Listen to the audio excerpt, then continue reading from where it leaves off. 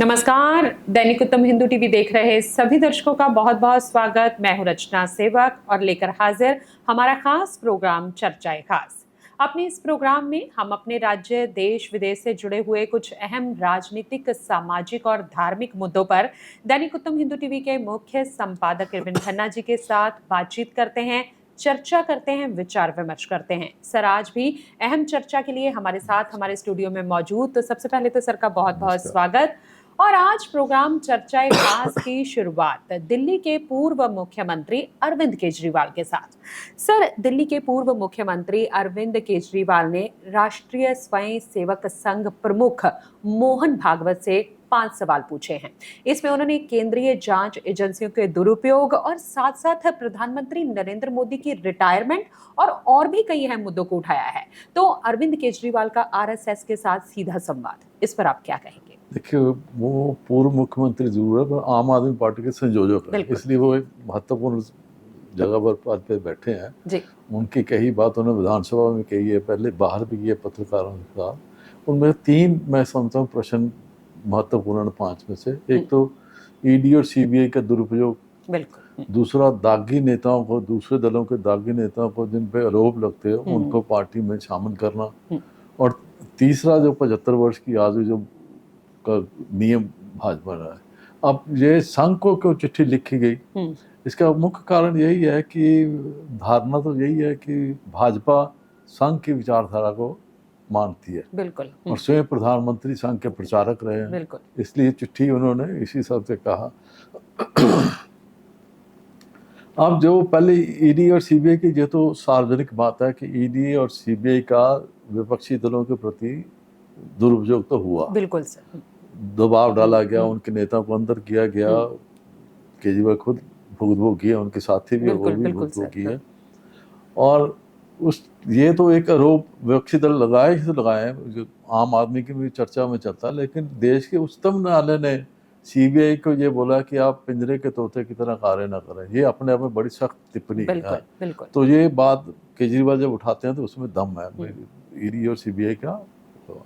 दूसरी बात आ गई दागी नेताओं का। अब जब 2024 के या उससे पहले चुनाव विधानसभा के 22 में हुआ है, इस सारे 2-2.5 साल में पिछले जो है उसमें कई ऐसे नेता, मैं अजीत पवार जिसके महाराष्ट्र में है, असम के जो मुख्यमंत्री इस समय हेमंत बिस्वा है, इन दोनों को तो प्रधानमंत्री मोदी ने खुद सार्वजनिक मंचों में नाम लेकर इनके बोला भी इतने हज़ारों करोड़ के करेंगे। अब ये दोनों, एक उप मुख्यमंत्री एक मुख्यमंत्री बना है, तो इसका जवाब तो कोई नहीं दे सकता कि जब आप खुद पब्लिक स्टेज पे ये बात बोलते हो, उसी को आप ला के अपनी पार्टी में उसको एक जिम्मेवारी देते हो, संवैधानिक पद देते हो, सुख सुविधा सारी देते हो, तो यही बात है। अब 29 के बीच जाते जाते स्वयं प्रधानमंत्री ने 75 साल से ऊपर हो जाना, बिल्कुल सर। तो ये 75 का जो है ये भी उनका मुद्दा, एक नियम सिद्धांत जो बनाया था पार्टी ने, क्योंकि सिद्धांत ने उस समय जब बना था तो मुरली मनोहर जोशी और अडवाणी जी को बाहर एक मार्गदर्शक मंडल बनाकर सक्रिय राजनीति से बाहर कर दिया। मान सम्मान एक अलग बात है, लेकिन उनको राजनीति से बाहर कर दिया। तो अब खुद उस स्टेज पे पहुंच गए प्रधानमंत्री, खुद उस पर बैठ गया। तो ये तीनों बातों में अपने आप में दम है, बिल्कुल। और दूसरी बात यह है कि जो ईडी सीबीआई को लेके जो बात निकली या चर्चा का कारण बनी इसमें, इसके कारण जो इस्तेमाल हुआ इसका, उसकी पार्टी की छवि भी खराब हुई, सरकार की छवि भी खराब हुई, विशेष रूप से मोदी और शाह की जोड़ी थी उनकी भी खराब हुई। अब जब दागी नेता को लेकर आए तो जो टकसाली, जो पहले भाजपा के वरिष्ठ नेता रहे, हाँ। वो किनारे हो गए, तो उनको भी परेशानी हुई। अच्छा, जो आम जन साधारण था उसको भी हैरानगी हुई कि ये क्या पार्टी, जो एक अलग पार्टी मानते थे, सिद्धांतों वाली पार्टी मानते थे, उसमें ये खुले दरवाजे कैसे हो गए। तो ये एक कारण। अब 75 की है तो वो बिल्कुल इन पे लागू होता, तो वो भी एक मुश्किल है। अब रहा संघ के जो चिट्ठी लिखी, देखिए संघ को चिट्ठी लिखना उनका अधिकार है, उन्होंने लिख ली, लेकिन संघ और भाजपा दोनों अलग अलग चीजें। संघ समाज और राष्ट्र हित में काम करता है, समाज की सनातन संस्कृति को लेकर, हिंदुत्व को लेकर समाज को एकजुट करके वो आगे बढ़ना चाह रहा है। पिछले 100 साल से वो इस अगले साल उनको उन्होंने 100वें वर्ष में प्रवेश कर देना। बिल्कुल। और 1925 से 2025 का अगर हम दौर देखें तो कितनी दफा उन पे संघ पे प्रतिबंध लगे, उनके आदमी अंदर गए, वो मतलब हर उतार चढ़ाव देखा है, पर वो अपने लक्ष्य से ना दाएं गए ना बाएं गए, वो अपने लक्ष्य की तरफ अपने आगे बढ़ते रहे, उन्होंने राजनीति की तरफ अपने नहीं किया। अब जो इसी कारण जो संघ का प्रचारक, मोदी प्रचारक रहे हैं, तो संघ का जो प्रचारक या कार्यकर्ता उसको समाज में एक अलग दिशा से देखते हैं कि ये त्यागी आदमी है, ये त्याग करने वाला है, समाज हित में काम करने वाला, इस हिसाब से। लेकिन भाजपा का जब कार्यकर्ता होता है तो वो त्यागी नहीं है, वो सत्ता, उसका जो राजनीतिक दल है उसका जो लक्ष्य है वो सत्ता प्राप्ति है, और जब सत्ता प्राप्ति करनी हो तो फिर साम दाम दंड भेद सब चलता है। लेकिन फिर भी मैं समझता हूँ कि एक जो बिलो द बेल्ट वाली बात होती है, एक निचले स्तर पे चले जाते हैं हम। भारतीय राजनीति में वो स्तर जो आया वो उसी की तरफ आम आदमी पार्टी के अरविंद केजरीवाल ने जो मुद्दा उठाया है कि इस स्तर पर राजनीति पे जाना। पर ये केवल मैं समझता हूँ कि भाजपा पे भी नहीं लागू होता, जो राष्ट्रीय स्तर पे जितने बड़े दल हैं, दल बदलू हर जगह आए, और वो सब पे लागू हो जाती, किसी पे कम किसी पे ज्यादा होती, सब जगह। तो ये सबके लिए एक आत्मचिंतन मुद्दा बेशक अरविंद केजरीवाल ने संघ के मुख रखा, लेकिन राजनीति में जो बड़े नेता हैं, वरिष्ठ या दल भी हैं, नेता भी हैं, उनको आत्मचिंतन करने की तो आवश्यकता है, क्योंकि ये चिंतनीय विषय उठा है तो इस पर विचार जरूर करना चाहिए, इतना मैं कह सकता हूँ। आगे प्रोग्राम में बात पंजाब भाजपा प्रधान सुनील जाखड़ की। सर, भाजपा प्रधान सुनील जाखड़ के इस्तीफे की चर्चाओं से पंजाब की सियासत गर्मा गई है। अब राजनीतिक हलकों में ये दावा किया जा रहा है कि जाखड़ की अगुवाई में भाजपा पंजाब में अच्छा प्रदर्शन नहीं कर पा रही थी, इसलिए इस्तीफे की नौबत आई है। हालांकि भाजपा ने जाखड़ के इस्तीफे की अटकलों को निराधार बताया है। तो आप इस सारे घटनाक्रम को कैसे देख रहे हैं? देखिए, सुनील जाखड़ अपने आप में पंजाब की राजनीति में बड़ा नाम भी है, चेहरा भी है, उनकी अपनी साख भी है। और जब ये चर्चा जो कल सारे चली घूमी कि उन्होंने त्यागपत्र दे दिया, लेकिन उनके जो पंजाब के महासचिव हैं श्रीन, उनके आगे भाई नहीं, उनने त्यागपत्र नहीं दिया, इनकार कर दिया। लेकिन जिस भाव से या जिस बुलंद आवाज से स्वयं सुनील जाखड़ को इनकार करना चाहिए था, वो आज तक नहीं किया। उन्होंने आज भी यही उनका एक बयान आया हुआ है कि मैं दिल्ली में अपने निजी कार्य में व्यस्त था, इसलिए मैं पंजाब में नहीं आ सका।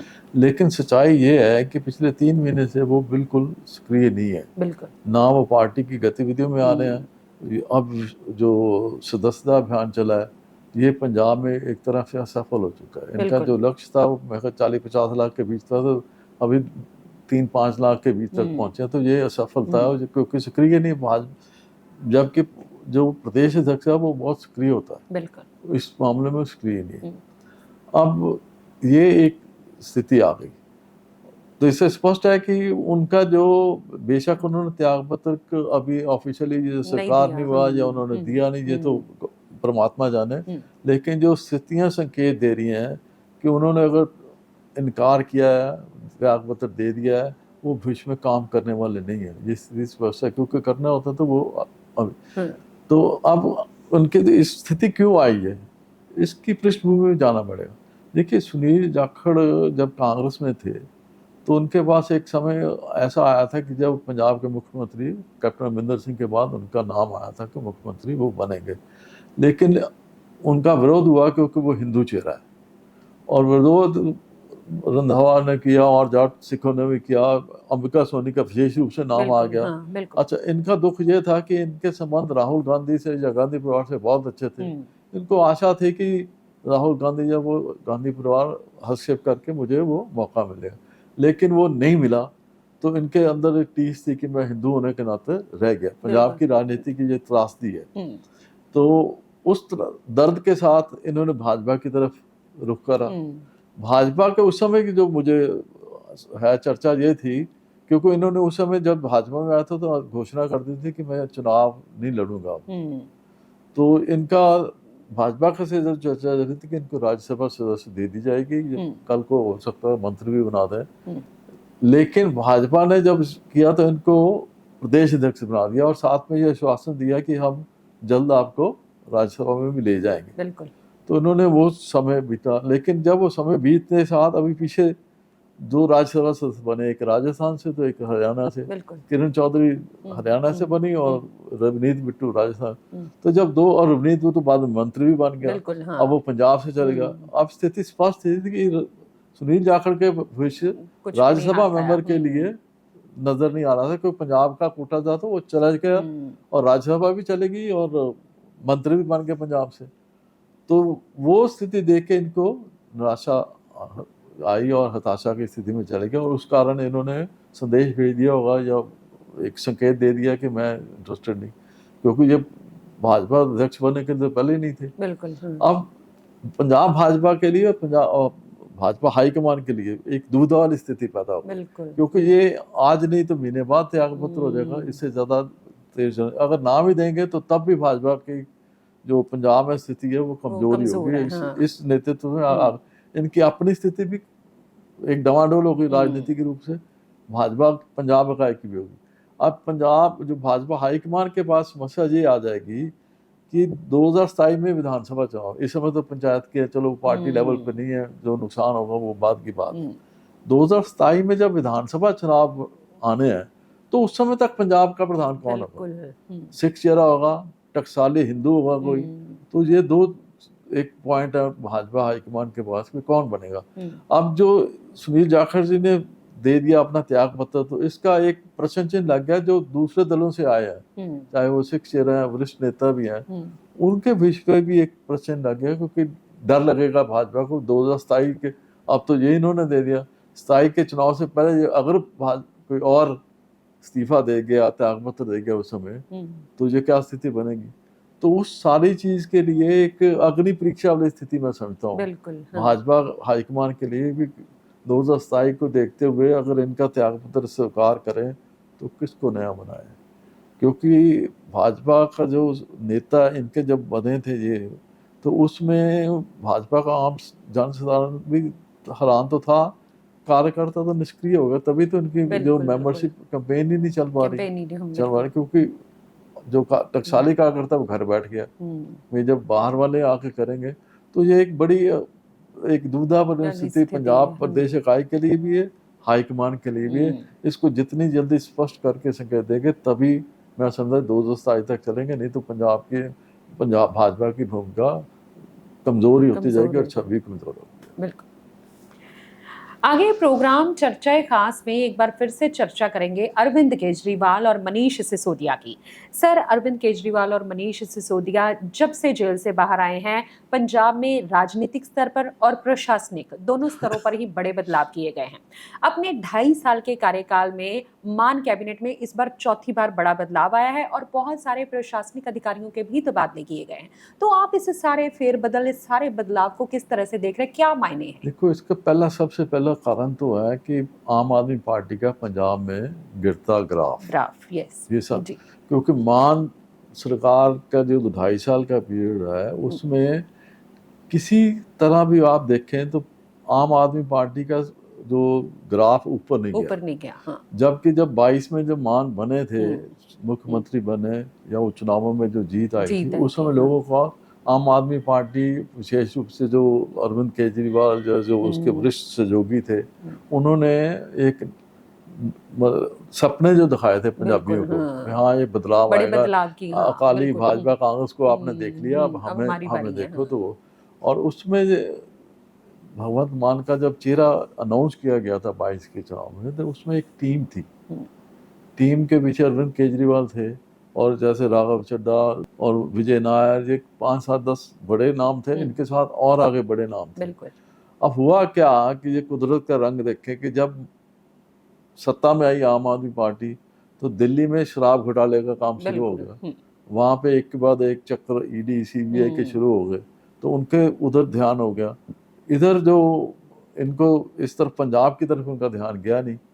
तो पंजाब जब आगे 24 के आते आते विजय नायर से वही कड़ी शुरू हुई, सिसोदिया गए, संजय सिंह गए, केजरीवाल लास्ट में गए, सारे अंदर से वो अपने आप में उलझे रहे। अब जब मैंने याद होगा पिछले दफे जब बाहर आएंगे तो फेरबदल होगा पंजाब की जैसे, क्योंकि पंजाब में देखो नशे की स्थिति उसी तरह बनी हुई है, माफिया नशे का चल रहा है, कानून व्यवस्था बिगड़ चुकी है, पहले से भी रोज कत्ल रोज चल रहा है, भ्रष्टाचार उसी तरह चल रहा है, किसानों का मुद्दा वैसे ही खड़ा है, बेरोजगारी वैसे ही खड़ी है, बाहर लोग जा रहे हैं, विदेशों की तरफ जो दुकान है वो खड़ा। तो ये सारी चीज़ें जो मिल मिला के जो लोगों को एक आशा लगी थी कि आम आदमी पार्टी है, और दूसरे देखिए ग्राफ के हिसाब देखिए भाई 2022 में इनको 42% मत मिले थे, बिल्कुल 24 में आ गए 26% मिले, 13 के ये बोल रहे थे तो 3 पे जीते।